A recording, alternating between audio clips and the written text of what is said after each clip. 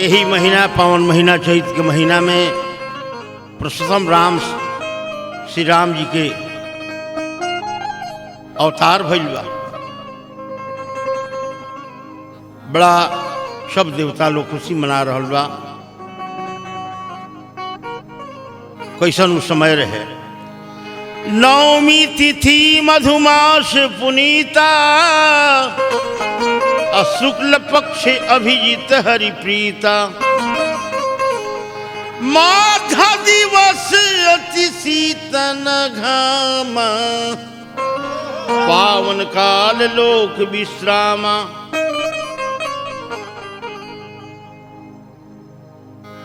राम जी के भइले जनमवा रामा चैत महीनमा राम जी के भइले जनमवा रामा और चैत महीनमा राम जी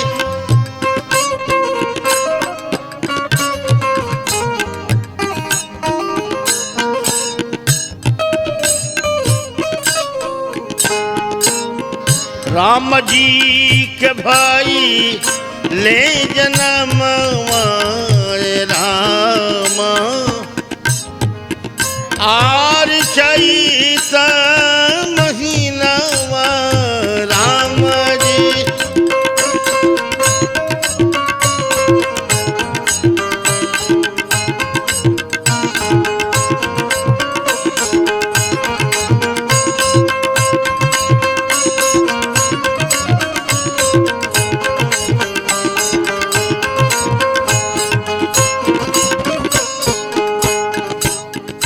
राजा लुटावे ले धान सोना राजा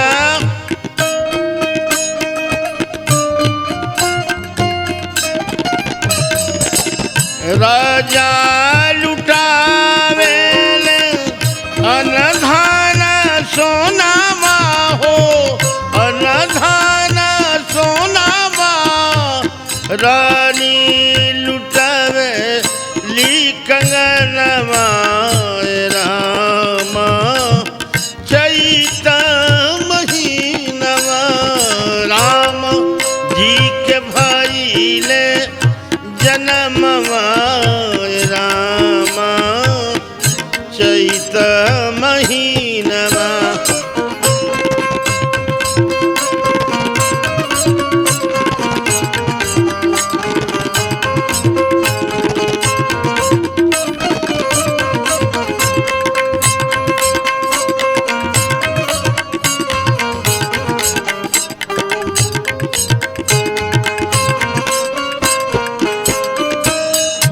पवन एही जा बेंजू बजैले पवन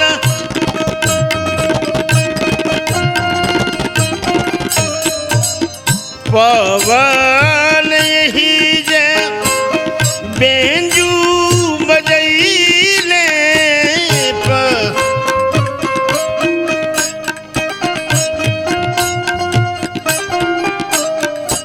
द्वेष बाबा बला के खूबे नचैले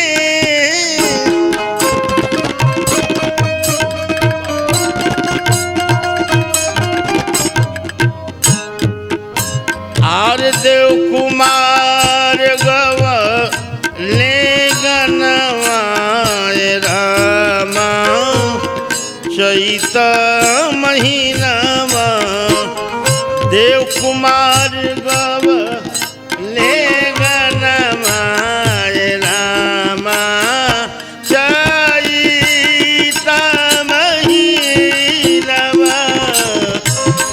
राम जी के भाई ले जनमवा रामा चैत